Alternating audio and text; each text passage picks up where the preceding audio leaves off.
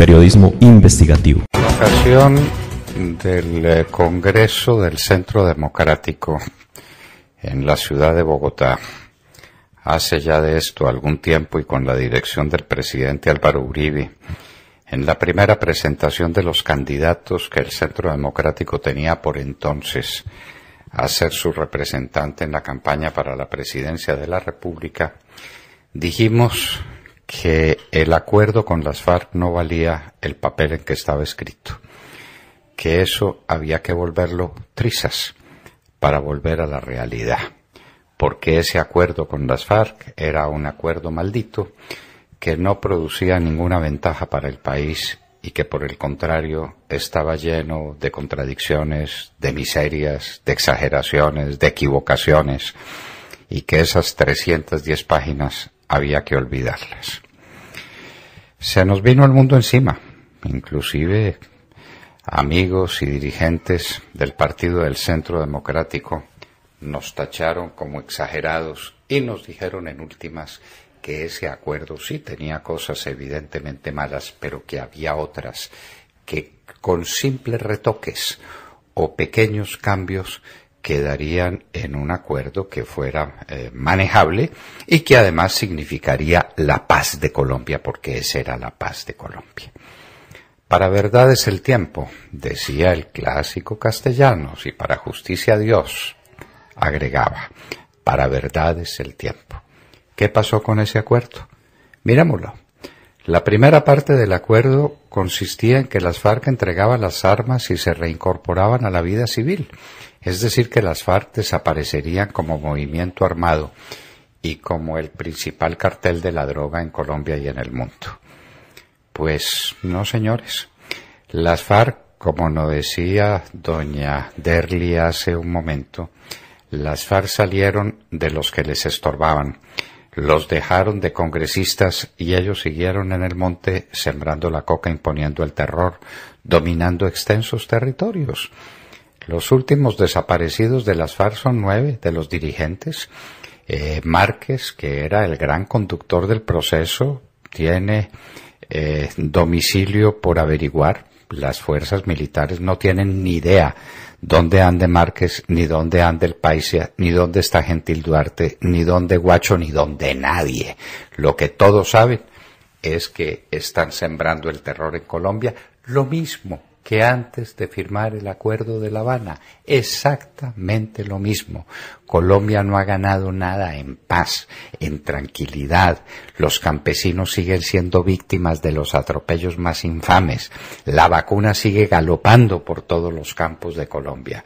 Y, por supuesto, el reclutamiento de los niños y de los menores viene a nombre de las FARC, a nombre del ELN o de cualquiera que tanto monta tanto. Las FARC, pues, no desaparecieron. El cambio que se hizo fue ninguno y el documento no servía sino para hacerlo trizas. Otro elemento esencial de ese documento era una supuesta reforma agraria que le daría a los campesinos colombianos 3 millones de hectáreas para volverlos en fondos productivos de naturaleza comunitaria o familiar. Eso era el regreso a un minifundio que no tiene sentido, la constitución de un minifundio que demandaba unos recursos gigantescos y que suponía que era la base, el corazón del problema. ¿Dónde está la reforma agraria propuesta por el acuerdo? ¿Dónde están los 3 millones de hectáreas que se le iban a entregar a las FARC? ¿Dónde está el cambio de la estructura productiva agraria del país? En ninguna parte. Eso no sirvió para nada. Otro elemento esencial del que se enorgulleció tanto Juan Manuel Santos y lo dijo ante el mundo: si las FARC se unen a nosotros en la lucha contra el narcotráfico, imagínense ustedes lo que va a ser este éxito rotundo, la erradicación voluntaria de los cultivos promovida por las FARC, que es lo que dicen las malditas páginas a las que nos estamos refiriendo. ¿Cuál ha sido el resultado? La multiplicación por 3 de los sembrados de coca. Se han triplicado los sembrados de coca en el país desde cuando está vigente el acuerdo hasta estos días. Vale la pena persistir. Colombia es un mundo de coca. Lo dijo el Procurador General de la Nación, el doctor Carrillo, para que no nos atribuyan a nosotros esa expresión. De manera que estamos llenos de coca con todo lo que eso significa. Estamos produciendo, según cálculos muy conservadores de SIMSI, 1.400 toneladas métricas de coca, que convertidas a gramos son tantos miles de millones de dólares que hacen el negocio de la cocaína colombiana, el más grande del mundo, después del negocio petrolero. Colombia es un mar de coca, señores, y es un mar de coca la región de Tumaco y de sus alrededores. Tumaco produce más coca y más cocaína que el Perú o que Bolivia o que cualquier país. Pues no hay ningún otro país productor de coca, cualquier otro país que la produzca, solamente Tumaco y sus alrededores. ¿Dónde está Guacho? En ninguna parte, perdido. Las fuerzas militares hacen este tipo de despliegue solamente por mentir y por engañar, y el presidente Duque tiene que hacerse cargo de semejante oso ante la comunidad mundial. El presidente del Ecuador, que festejó tanto la desaparición de Guacho, se pregunta ahora, bueno, y díganos, ¿dónde está Guacho? El asesino de los periodistas ecuatorianos, el asesino de esa parejita de ecuatorianos jóvenes que fueron masacrados de la manera más vil. ¿Dónde está Guacho? En ninguna parte. ¿Y dónde está Cabullo? En ninguna parte. ¿Y dónde está el Paisa? En ninguna parte. ¿Y dónde Márquez? ¿Y dónde Gentil Duarte? ¿Y dónde? Sigan ustedes. Los últimos desaparecidos fueron 9, entre ellos un hijo de tiro fijo. ¿Ha servido para algo en la lucha contra el narcotráfico el acuerdo con las FARC? La respuesta es muy sencilla. Para triplicar el cultivo de coca y la producción de cocaína en el país, es decir, para triplicar el principal de los problemas que tenemos. Ese papel no servía sino para hacerlo trizas.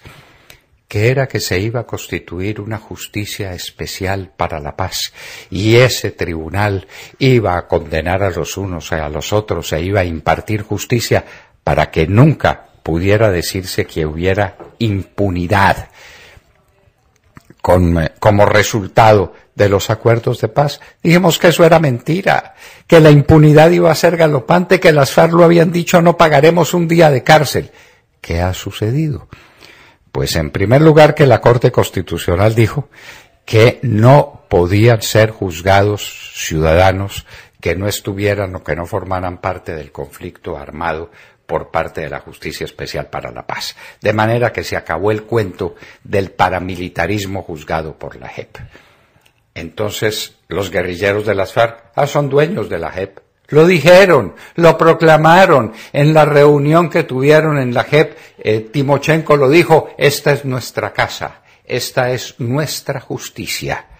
Este es el momento, por ejemplo, en que la JEP no se pronuncia sobre la extradición de Santrich, un narcodelincuente que sigue preso esperando la orden de la JEP para ser extraditado a los Estados Unidos. La Justicia Especial para la Paz es otro embuste, otro miserable embuste contenido en ese acuerdo que no sirve sino para hacerlo trizas. Que era que se iba a multiplicar la democracia regional, que la gente que estaba temerosa, que la gente que no sabía cómo manejarse en comunidades que estaban perdidas, iban a volver a la luz, iban a respirar tranquilas, iban a elegir sus autoridades comunitarias y sus autoridades regionales. ¿Qué ha pasado? Simplemente que a los dirigentes comunitarios los asesinan sin compasión. Han asesinado a 100 más de ellos y ya nadie se atreve a abrir la boca, sobre todo en aquello de erradicar cultivos ilícitos para volver a otra forma distinta de vida, lejos del crimen, lejos de la zozobra que trae este tráfico maldito. ¿De qué ha servido entonces el acuerdo con las FARC? ¿Nos quieren decir? Era que se iba a cambiar todo el sistema legislativo y se iba a legislar por el país. Pues durante mucho tiempo el Congreso colombiano estuvo sometido a la infamia de depender de los bandidos de las FARC. Ahora no, ahora por lo menos la iniciativa parlamentaria volvió a los miembros del Congreso, pero son parte del Congreso los de las FARC. ¿Y las víctimas? No decían que denunciamos que eso era una patraña, pero no decía el acuerdo que el corazón del mismo era la reparación integral de las víctimas. Ya lo saben ustedes, no se ha indemnizado a una sola, no se ha rescatado a una sola víctima. Las niñas de la Corporación Rosa Blanca huyen fugitivas por todo el país.